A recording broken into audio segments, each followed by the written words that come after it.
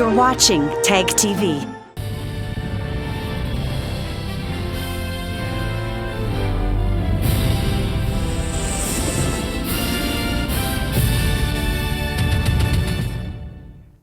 Good evening. Welcome to South Asia Newsline. I'm Gitasha Sharma. Here are the top stories we are tracking for you on Wednesday, the 21st of March. Two policemen killed in an encounter with militants in India's Jammu and Kashmir province.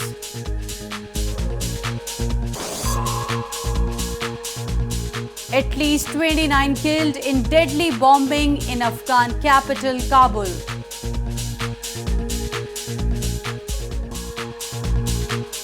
And world's first humanoid robot, SOPHIA, calls to save the planet in Nepal.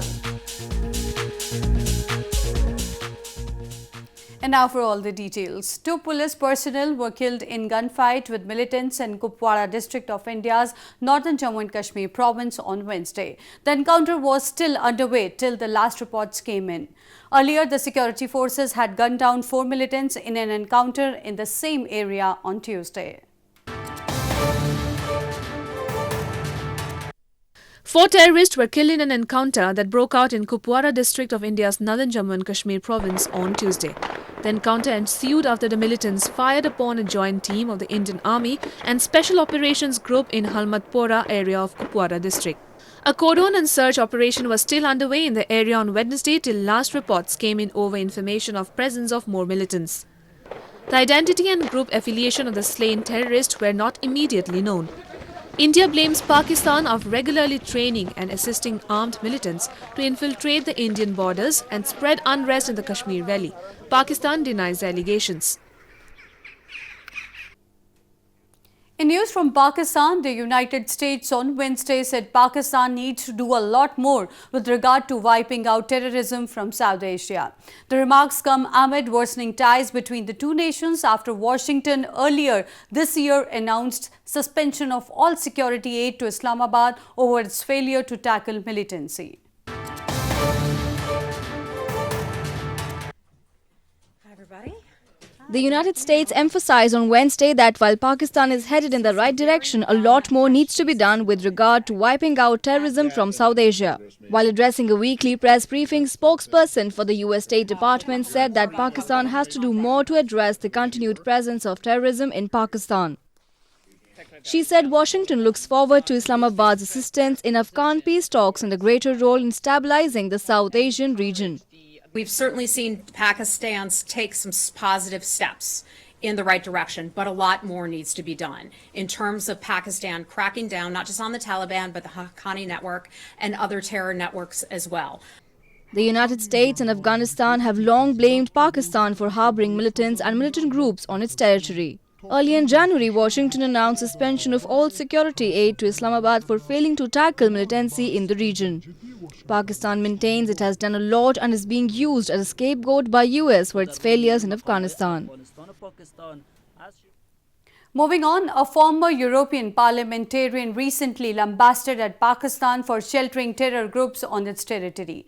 While speaking at a side event during the UNHRC session in Geneva, the former lawmaker also raised questions over the European Union's ignorance towards human rights violation by Pakistan.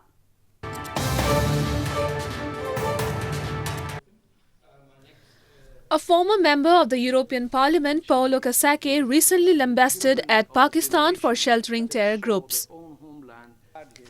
While addressing a side event of the human rights situation in Pakistan during the UNHRC session in Geneva, he also raised questions over the European Union's ignorance towards human rights violations by Pakistan.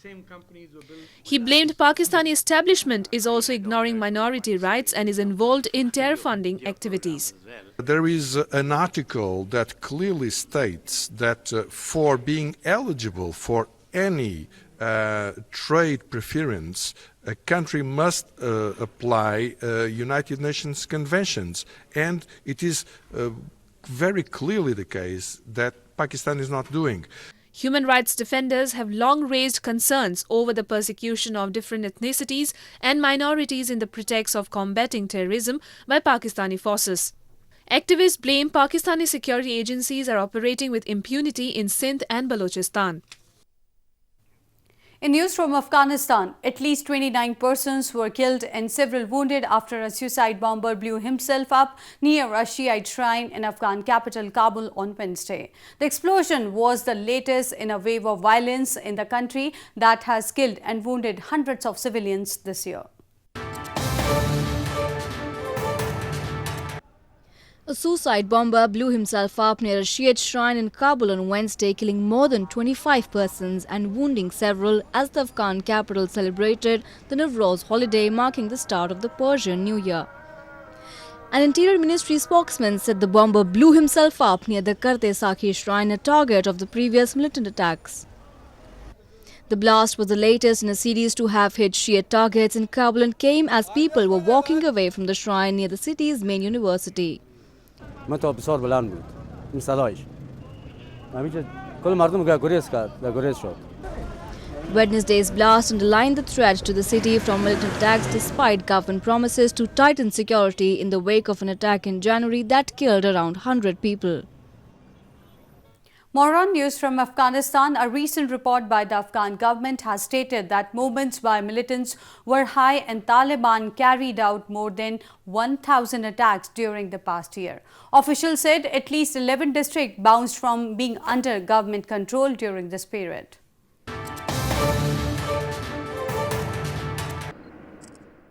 Afghanistan from March 2017 to March 2018 had witnessed many ups and downs in terms of security as at least 11 districts bounced from being under government's control.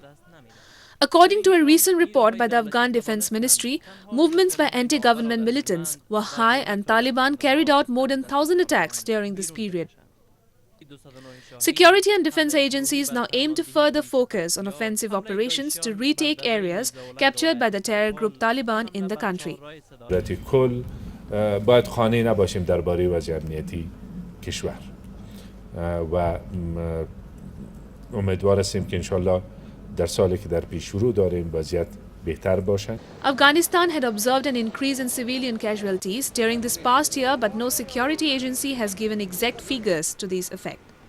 Taliban's attack on Shaheen Corps headquarters in Balkh province, a group attack on Paktia police headquarters, Daesh attacks on Mirza Alang Valley, and a deadly attack in Sedarat Circle in Kabul were the deadliest incidents in the last year. In news from Nepal, the European Union Election Observation Mission has said Nepal's Election Commission has failed to ensure adequate transparency in its works. While publishing its final election observation report on Tuesday, the mission said the poll body did not create a mechanism for regular consultation at the central level in polls last year.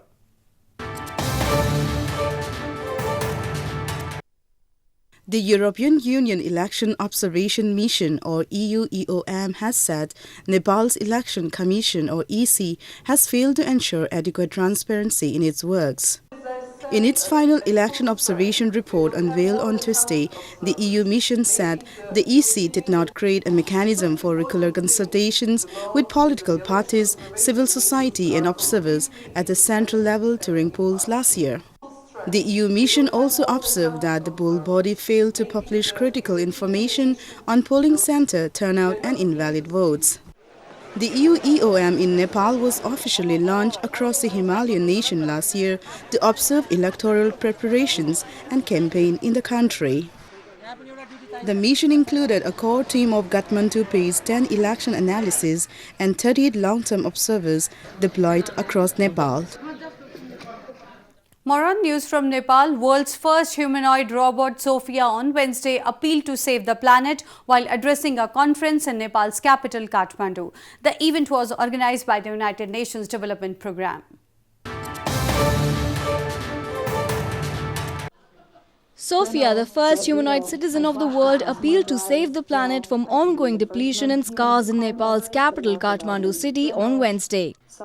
The world's first humanoid robot, SOPHIA, asserted on changing the lifestyle for the betterment of planet while addressing a conference on the theme Technology for Public Services organized by the UN Nations Development Programme.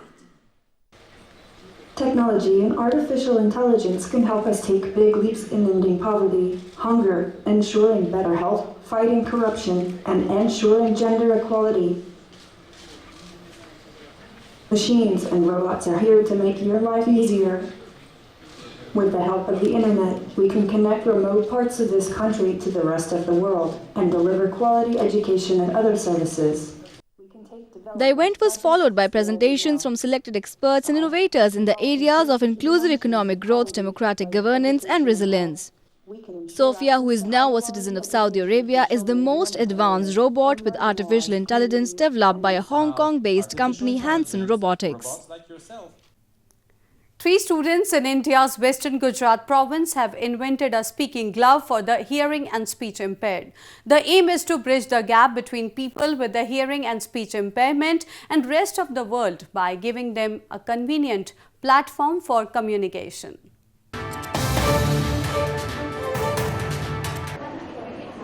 Three polytechnic students in India's western Surat city have invented a speaking glove for the speech impaired, which would interpret hand signs and convert the message into speech through a mobile application. The inventors, Gopi, Gushali and Trumi, with the help of their project, designed this glove, which can be easily used by the mute and converts gestures and signs into alphabet through a sensor-based software, which later is converted into speech. जो def dumb people है वो hand motion करेंगे तो वो input sensor hand motion को capture करेगा, उसके बाद वो भेजेगा सिग्नल कंडीशन को। सिग्नल कंडीशन वो कैप्चर करे हुए हैंड मोशन को सिग्नल में कन्वर्ट करेगा, उसके बाद माइक्रो कंट्रोलर को देगा। माइक्रो कंट्रोलर वो कन्वर्ट किए हुए सिग्नल को अल्फ़ाबेटिक में कन्वर्ट करेगा और उसके बाद ऑडियो सिंथेसाइजर के थ्रू ऑडियो में कन्वर्ट करेगा और मोबाइल एप्लीकेशन हमने जो बनाए हैं उसमें डिस्प्ले भी करेगा। The aim is to bridge the gap between people with hearing and speech impairment and rest of the world by giving them a convenient platform for communication. The innovators have also made an Android user-friendly application which works in coordination with the glove. Parsi community celebrated its New Year Navroz in India's western Mumbai city by offering prayers at ejeries or temples on Wednesday. Community members observed the auspicious day by wearing new clothes, meeting with friends and relatives and taking part in various activities.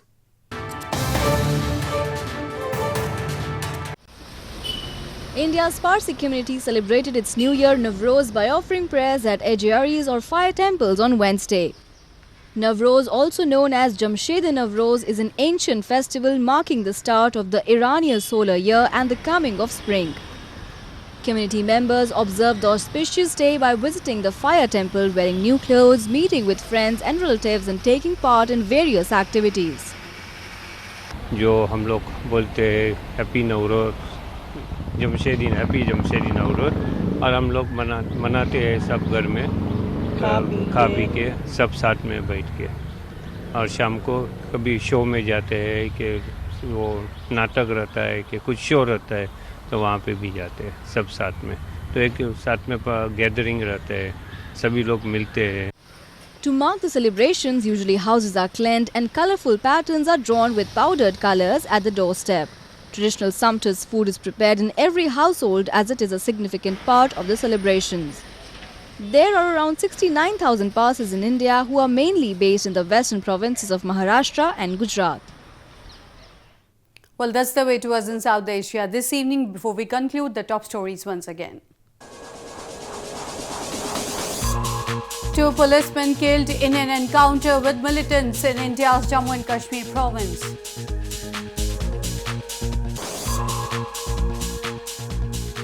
At least 29 killed in deadly bombing in Afghan capital Kabul.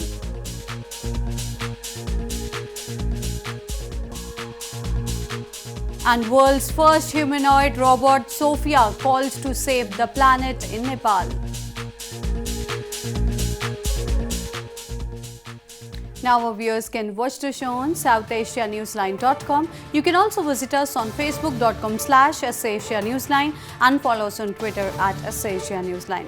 That's all in tonight's edition. We'll see you same time tomorrow. Good night.